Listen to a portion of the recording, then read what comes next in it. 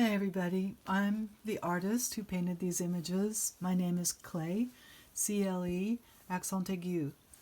Also, I'm the character Sabra in the story you're about to hear. It took a lot of courage to write The Dragon King's Daughter, and I'm proud of my little sister Nici, the author, Denice, Kathleen Fawcett. When a poet tells the truth about something that is usually hidden away or forced to be hidden in the secrets behind human life, that thing, that hidden thing, is made visible. It begins to transform, and healing becomes possible. I sincerely hope you enjoy this story as much as I do. Round 2. Isaiah. He was seashell suave brown, and I was the light of the moon. Before us stood the angel of destiny. Behind us the ocean swooned. He pushed his leg into me and slid it in between my thighs. He parted my legs with the bow-leggedness of his own and shifted his hips back and forth just enough so that the pressure of his manhood against my soft young belly, coupled with his parted lips that planted kisses all over my neck and shoulders, made me feel quite helpless. I didn't even bother trying to resist him. There really was no use. The way he had me pinned and pushed up against the old parked Chevy, delirious with desire, left me with no choice other than to ride that heat wave. Chiqui Torres approached us through the steam. You can imagine how that New York City humidity rises up off of the street, lifting suggestive smells from the well-worn pathways, exposing Italian ices and American ice cream. Although it was well past 3 in the morning, the gridded maze of streets and avenues was still on fire. It seemed she never needed a rest, this torch-bearing female who allowed all sorts of strangers to climb on her back and wander through her life streams. When I sensed Chiqui's approach, I cut my eyes to the corner. I wanted to hear Isaiah's sighs, but meanwhile guard our amorous circle from the intruder. He came anyway, that son of Antonio da Conguero, and immediately engaged Isaiah in conversation. Coño, negro, aren't you the lucky one? Questioned Chiqui Torres to his Puerto Rican brother. How are her kisses? Are they soft winds and whispers? She looks like the sweet fruit we eat back home. She has a nice line, too. How do you like New York so far? Chiqui asked with a sly smile. It must have been evident to him from the way Isaiah and I were twisted up in knots that I was acclimating just fine. I answered Chiqui's question with a smile and a slight glance his way. She's timid, this one. She doesn't talk much, said Isaiah. Why are you so shy, Mommy? Asked Isaiah. It's all right to talk to him, Mommy. He's my friend, and he knows you are with me. Isaiah seemed to be giving me permission to talk to his friend. He says you are sweet to look at, and that I am very lucky. I blushed softly, tilted my head down into my shoulder, and nudged Isaiah in such a way as to indicate my discomfort. I had only been in this city for 2 weeks, and I considered myself completely green when it came down to the ethnic policies that truly governed those city streets. I figured I was better off playing deaf, dumb, and blind around these Latin men than trying to assert my intelligence or stand out in any way. It proved to be a superior strategy because, as it turned out, these Latin lovers weren't really too interested in what any woman had to say. They were into leaving their wives at home to cook their rice and beans while they romanced at random with whoever tickled their fancy. It was an unbelievable setup. Sabra told me stories of Latin men who would spend days away from their wives without any contact at all, and then return home to open arms and a fresh cooked meal. Nobody skipped a beat. I didn't believe all the Latin macho man stories with true-to-life wives to match, because Alberto was just about the most open-minded, sincere, and caring person I had ever met. But he was the exception, not the rule, as I was soon to find out. The first night we went out together, Alberto and I, he took me to the Club Torso, where his band, Consentimiento, and other salsa bands most frequently played. Alberto tenuously explained to me that I had to be very careful when I was introduced to the women who were with the band members. This was because a lot of the band members had wives and an unsparing amount of lovers too. So when I met a woman, I was never sure if she was a wife or a girlfriend, and seeing how this is hardly a thing to ask, I never committed myself to conversation with any of them, for fear of a fateful slip of tongue on my part. This really wasn't all that hard to do, because most of the women hated me from first glance. Whether she was lover, girlfriend, or wife, I was the enemy all right. My long blonde hair and teal green eyes were beacons of her beloved's betrayal. If only they had known how unhealthy I was, mind, body, and soul, they wouldn't have seen me as such a threat. In my eyes, they had it all. These were women who were allowed to romp and stomp and twist and twirl the night away. They were hot and sassy and quick to flash their perfectly brown thighs from beneath their short, flared skirts. I was jealous through and through. I envied the golden inlay of speckles that shimmered from within their dough-brown eyes and the rubies that clung to their lips. I saw myself as clumsy and ridiculous in this foreign realm. I was aware that the heroin had turned my skin a funny hue of light green, and I did lack luster. But I was a novelty nonetheless, and my night out with Alberto resulted in Isaiah's discovery. This great-grandson of both the Iberian Peninsula and the Ivory West Coast had found me. "Well, I see, Mommy, you know how to take care of yourself," remarked Isaiah as he pulled the half-empty bottle of peppermint schnapps from my purse on our first night out together. When he had parked me at the table, he had made sure I was directly in front of the band so I could watch him play. He had slipped his pint of schnapps into my purse for safekeeping. I was a lousy guard. Not only had I wiped out half of Isaiah's schnapps, but I had also made friends with a big and burly security guard that kept sending drinks to me. An infuriated Isaiah sat at the table during the break, shaking his head in disbelief at my antics. And he didn't even know that I had asked the guard to give me taxi fare home if I needed it. The guard had assured me he would supply the emergency relief I had requested.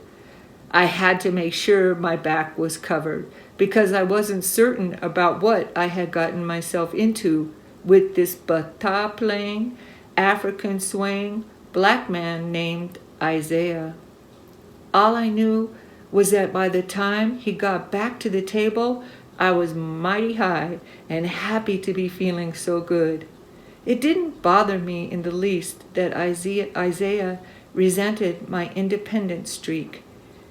He'd have been better off marrying the 4th of July than trying to tame me. Coño, Sabra, he has 5 kids. His wife just gave birth to his 5th child, a son.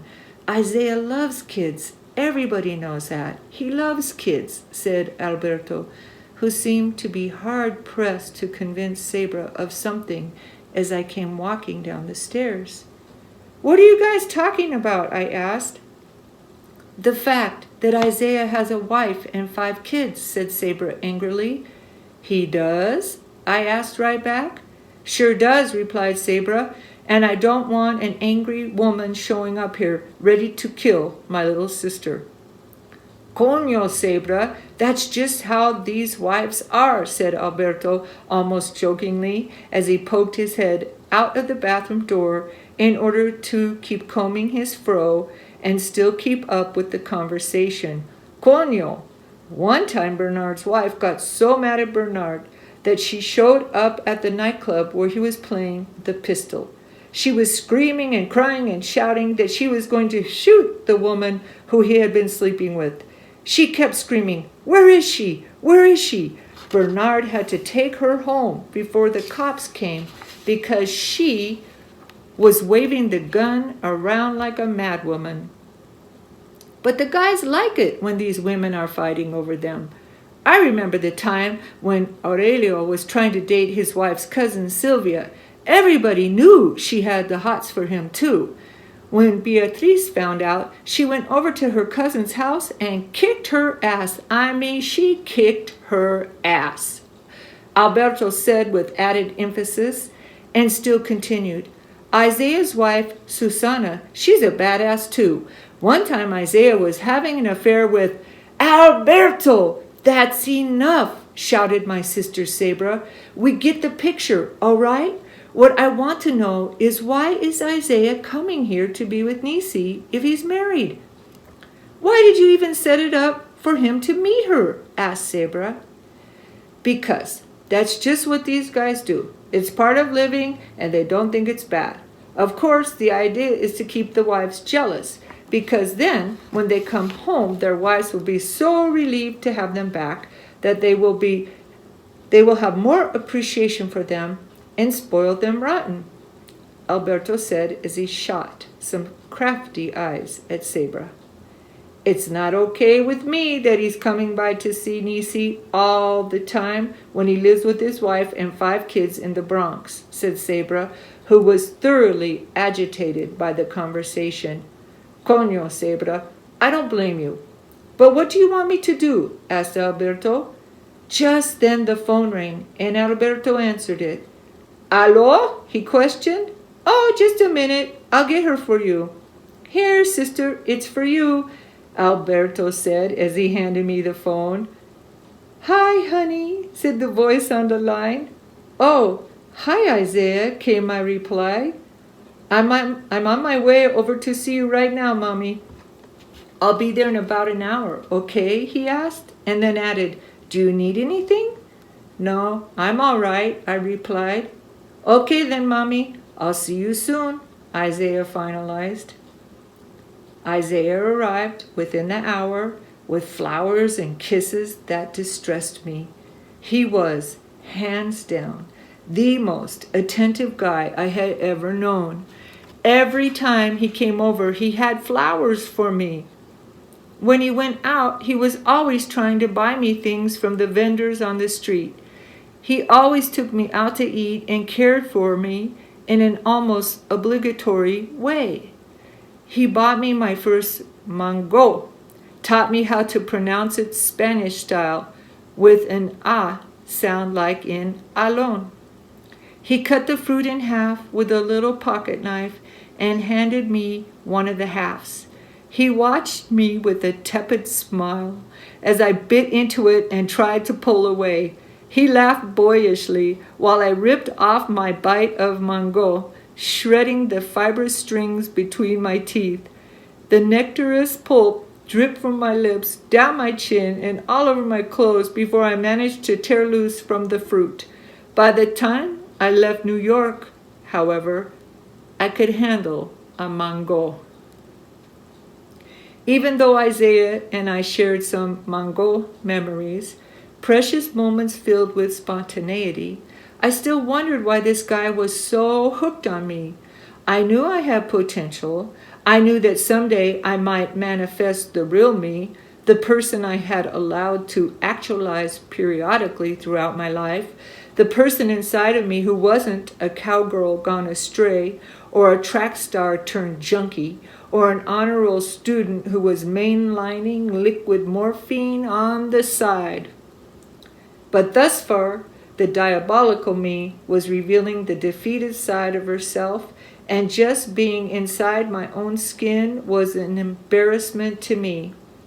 How can Isaiah stand me? I often questioned myself. I was a stone-faced mute around Isaiah. He would ask me, "Mommy, how are you today?" And I didn't know how to answer him because everything in my world was very complex and complicated. My life was a mess, and I knew it. I had the desire to communicate with the world at large, but found it too exhausting. Words seemed to clutter up my feelings rather than enhance them. Language, both written and verbal, had turned against me. I had yet to unravel the mystery of me, so I just clammed up and smiled half-heartedly in response or explanation to conversation directed towards me. I guess I was processing so much information in my psyche that I could barely function fundamentally. I was trying to figure out, I know why the caged bird sings, and I hadn't even heard of Maya Angelou. So not only was Isaiah contending with a verbal vegetable, but I was also so messed up metabolically that I went from 90 pounds to 160 in less than 30 days. Alberto and Sabra were into health food, so to speak. This eating trend of theirs translated into big chunks of fresh-baked whole wheat bread smothered in rich nut butter, which I virtually devoured. I also ate almonds, pumpkin seeds, sunflower seeds, and cashews by the bagful. I ate whatever kind of organic fruit pie Sabra baked, oftentimes leaving nothing for Sabra or Alberto. I was eating as if food were the final frontier, more than my nutrient-depleted system called for in order to restore its balance. One day Isaiah flat out told me to watch my line. He scrutinized. "You weren't with so much stomach when I first met you, Mommy." I just smiled and hung my head, true to character. Isaiah must have chosen not to consider that I had just begun a monumental healing process that included more than the immediate physical irritation and pain from the heroin habit. I was fighting with all my might not to decompose. I did not want to crumble mentally, to melt into a mental comfort zone where the boundaries were lucid and hazy, the space you occupy when you're considered crazy. Isaiah had spotted the needle tracks on my arms the first night we were together, an observation he shared with my brother-in-law Alberto. Isaiah never professed to understand any of my antisocial or quirky behaviors. He was aware, however, that I was hurting and in need of protection. Maybe that's why he was so overtly concerned about me. His emotion toward me was a split between father, brother, friend, and lover. I appealed to everything. I was so pitiful in my inability to speak that he tried to take care of my needs rather fatherly. I had enough feeling left in me that he picked up on my sensuality and realized that I was also accustomed to and at ease with humanity. Even though this was a strange city and all, I still responded bodily to all the character around me. Isaiah picked up on this universal understanding I had and responded openly, brotherly. Mostly, though, I think we were connected spiritually. After our first night together, Isaiah didn't even ever seem to want to leave me. He was over every night and day, riding the subway to our spacious 2-story brownstone apartment on Sackett Street. at 4 o'clock in the morning just to hold me in my sleep. I questioned Isaiah about his family, his children, and their mother. He firmly told me any matters involving his women, wives, or children were none of your concern, Mommy, with finality. It didn't bother me as much as it should have, the idea of me coming between a man and his family, probably because I figured it would only be a matter of time before Isaiah would be driven off by the devil in me. I considered myself so pitiful that I couldn't take Isaiah's love seriously. Knowing I had such a long way to go to even become human once again, made Isaiah's willingness to accept me in that hellish state an outlandish proposal. It was a compromise I rejected due to my puffed up pride, which is one of the reasons I never put forth any effort in our relationship. I had to fix me first. That's all there was to it. Eventually, Isaiah's wife sent for her parents to come help her move her brood of 5 kids back to Puerto Rico. She was tired of sleeping alone and solely caring for their children. She must have felt abandoned and sentenced to solitary confinement, wondering why she was all shut up in a small cube-shaped apartment. She probably spent hours planning her escape from the Bronx-based edifice, which gave her enough focus and purpose to keep herself from falling into a black hole of depression. Because no matter what, she had to keep mothering her children. I can envision her now, staring out of the apartment window, hoping for a surprise return of her husband.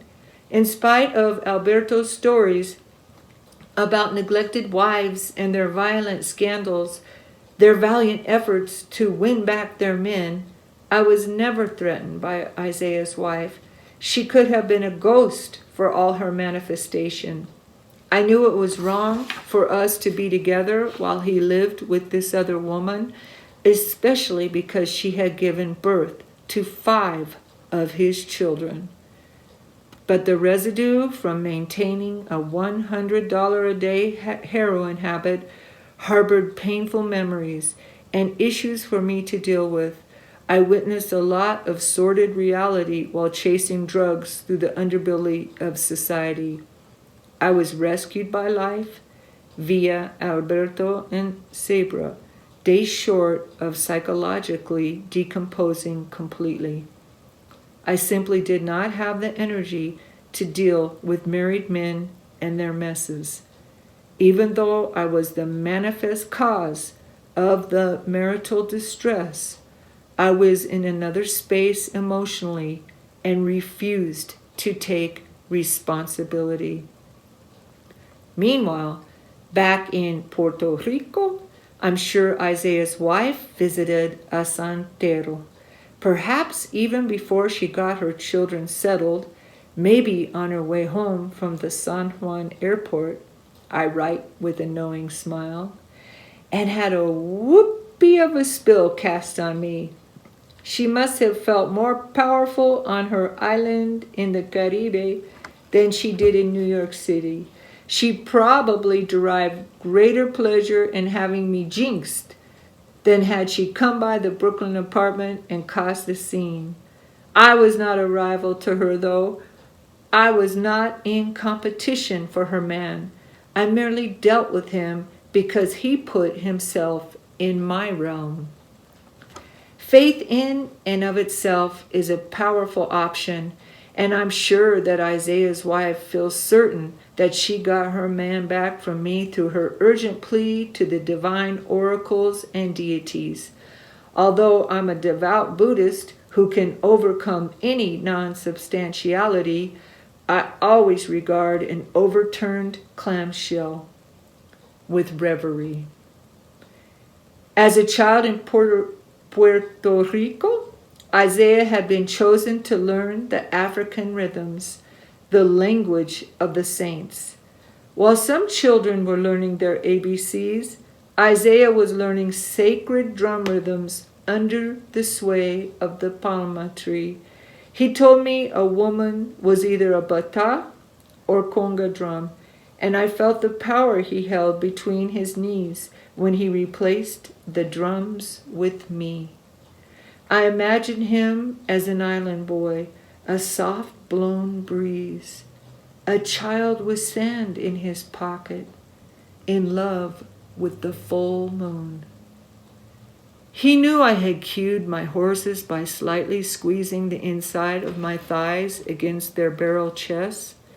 So even though I didn't talk much, we were able to communicate through our mutual respect for the unseen yet steady pace of my pony and the drum hides that covered in callus the soft sides of his hands.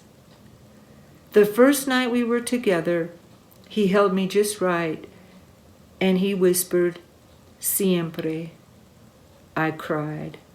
Then he kissed my neck softly and pulled me into him tighter and tighter until I gave in to the fusion, falling heart first for the promise. Humid hot rain, sticky and sweet, full of flavor from the street, rose up in wet waves of heat, filling me up with me.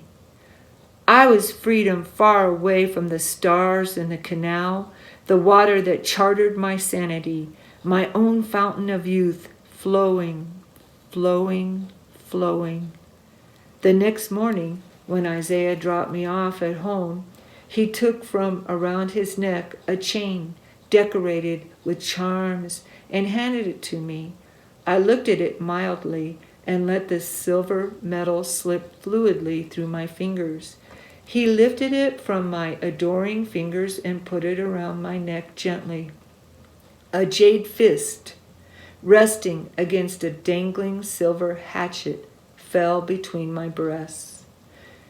These were the charms protecting my soldier, who so perceptively was sharing them with me. Although I knew little about the god Shango and other African deities symbolized by saints and contained within tools, I considered the necklace charged with elemental power, and I was honored to be chosen as a worthy recipient. "Coño, Nici, what did you do to Isaiah?" asked Alberto. "He's crazy about you." Alberto shook his head in somewhat disbelief as he said this, because to his standards, I was getting less and less desirable by the week.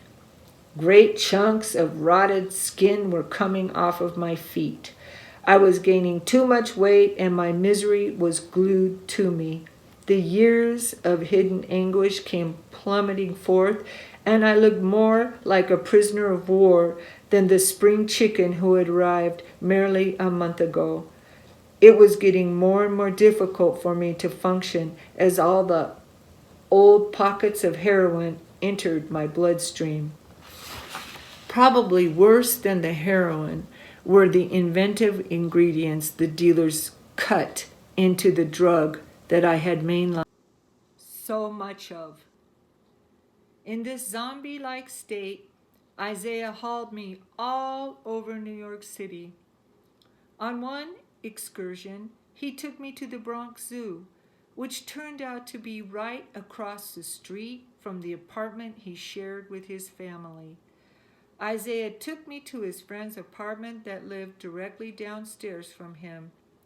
He shook the iron grate door and waited for his friend to respond. It turned out the only one home was his friend's wife. She answered the door with a nod before she turned and saw me. She forced a smile that did not cover up the disdain she felt towards me as she reluctantly invited us to enter. The introduction was brief. Jesse's wife had just given birth to a baby boy and was looking a little bit tired and in need of some sleep. Isaiah gazed at the baby adoringly, tickled its toes, and excused himself to go upstairs to his own wife and children. I stood staring blankly at the Bronx version of the Pieta scene before me, wondering what to do or say. "Where are you from?" the Madonna asked me. "Denver," I cryptically stated, not daring to move. "Oh, I see," she said to me. "Well, I'm from the island of Puerto Rico, and so is my husband, you see. We find it very hard to live here in the United States. My husband and I are only going to live here until we get enough money to move back home and buy a house. What I really want to do is move to Colombia," she shared with me, but not in a truly sharing kind of way. She was eyeing me up and down as she started her conversation and must have come to the conclusion that since she had to tolerate my presence, she might as well use me as a sounding board for some thoughts brewing up in her head. "I want to raise my children there," she proceeded. "I don't know if I can talk my husband into it, though. It would be so good for the kids, raising them out in the country. Colombia is where they speak the most beautiful Spanish in all the world, and I want my kids to be well educated and speak Spanish properly."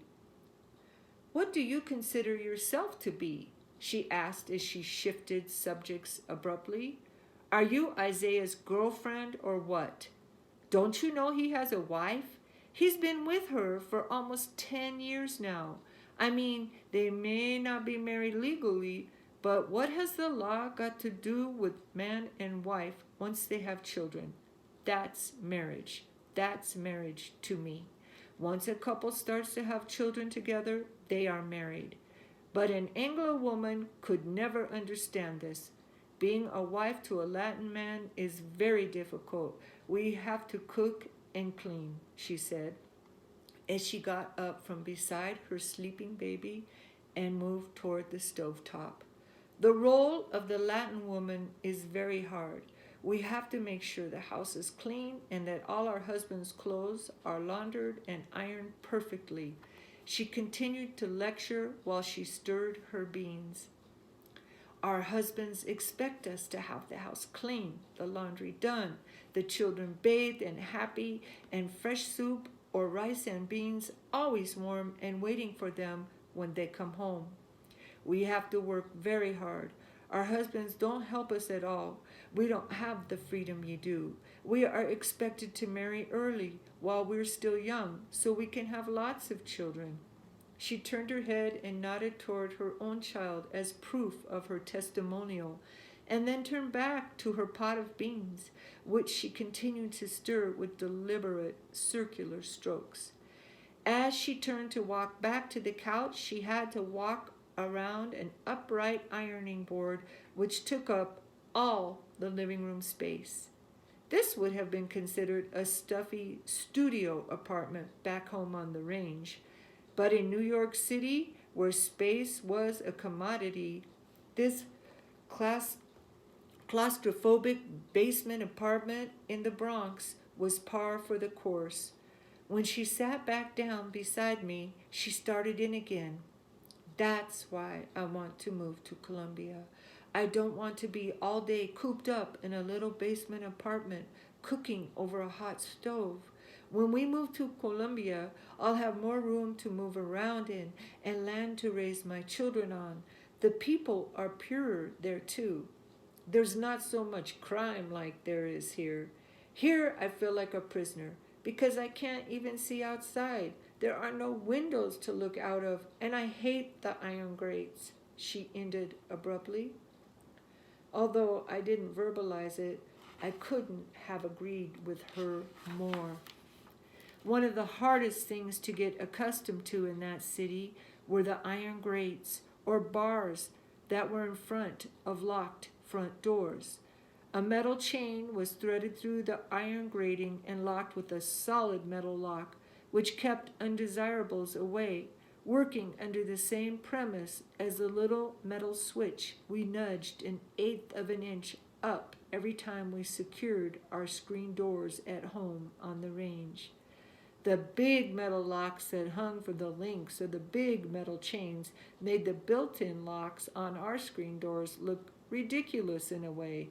It made you realize, if you hadn't already, that those little locks were only good for keeping the kids outside at play, just like the New York City locks kept the criminals at bay. Jesse's wife had a valid point. There was a certain amount of getting used to real locks with keys because they had to be unlocked and relocked every time someone entered or left your abode, a procedure which proved entirely too problematic for me because I was always either high on marijuana or so deep in guilt-laden meditation I couldn't keep track of the key. Coño, my Latin men said with a shake of their heads. They would look over at Alfredo or Sabra in disbelief whenever I was stumbling around looking for a key. They did not have the patience for the pitiful in me. My admirers no longer came by to revel in my feminine glory. Rather, they avoided my airheaded behavior. I needed time to retrieve the key to my mind. I wanted to open up a palace and reign like a queen, free from the burden of misery. We were both prisoners in a way, this wife of the Latin musician and me. Jesse Duran's spouse attacked my independence, my careless American ways. She talked to me like I was made by Mattel, in her hastiness to educate me on foreign men and their matters. She failed to decipher that I was as enslaved as she. My grandfather, Hammond Skoll, a blonde-haired, blue-eyed Dane, was my captor, so to speak. Not only had he incested me and some sisters, but he had actually raped his own daughter when she was a child. A hazel-eyed cherub with blonde curly hair had somehow remained a giving child in spite of her mother and father. I treasure my mother, and I am so sorry that her parents didn't understand that there is no greater gift than a child. Hammond had entered Eudora's room and violated her at such a young age that she resorted to flying around the room in order to get away. When she described this remarkable form of escape to my grandmother, in an attempt to communicate to her mother that she flew around the room because she needed to escape the physical danger she was in, her mother told her to stop that. Stop that flying around in your mind because it is indicative that there is a painful thing you are flying away from, child. And as long as we acknowledge the need for escape, we acknowledge the pain. And if we acknowledge the pain, we are acknowledging the act, and the act is incest. And incest is so taboo that it is better to pretend it is not happening at all. Escape how you will, child, but know you are enslaved to the secret, and the secret shall remain so guarded that you will grow up to be enslaved by it too. And not only will you guard the secret for me, but you will also teach your daughters to respect the betrayal. This was the message my mother's mother put in her little girl's head.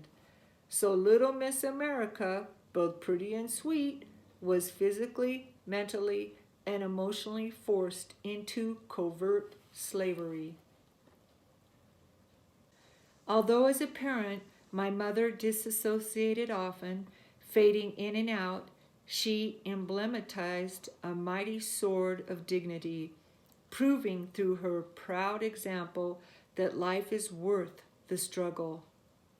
She retained enough sense of virtue to hold on to life no matter what, which proved to be a strong statement to us as children. She was symbolic and had to be decoded. She channeled unseen energy from unseen forces into us. Her voice during bedtime stories whispered, "Survive, survive." It would have been so easy for her to decompose, to find a crutch, and become a cripple, but instead she chose to entice us, to lure us into a deeper dimension where we might encounter the extravagance of life, the preciousness of it all. It was the Mona Lisa of her smile that made Never Neverland turn into a shadow, a reality within our reach. She had survived her parents' torment in order to set us free. She eventually confronted her father, the perpetrator, with accountability. Her father conveniently went into psychological hiding by contracting Alzheimer's disease and died 2 years after.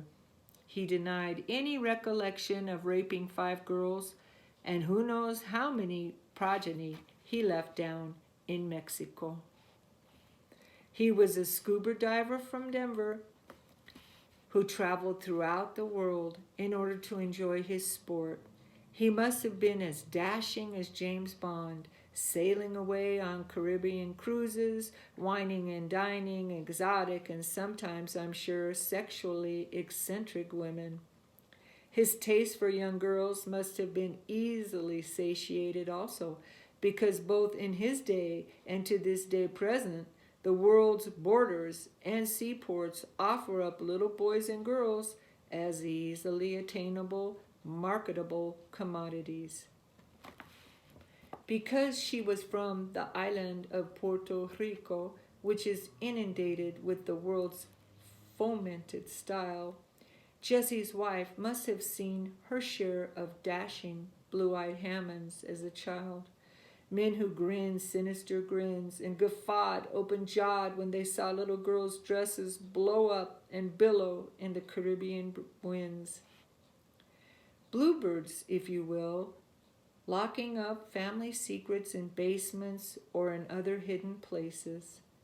Men who like to keep their smut tidily put away, like the way they folded their napkins so neatly on their laps, or delicately tucked them into their shirt collars, bib style, in order not to soil their clothing. Men who wolfishly devoured the world's children with their selfish whims. I listened to Jesse's wife's drawn-out monologue, as if in a stupor, guarding myself with pumped-up stupidity. I was relieved when this warm-skinned mother secured her sacred child against her nectar breast and got up to unlock the cage-like screen door. The Señora was responding to the return of Isaiah, who knocked and whistled softly in his request to re-enter the apartment.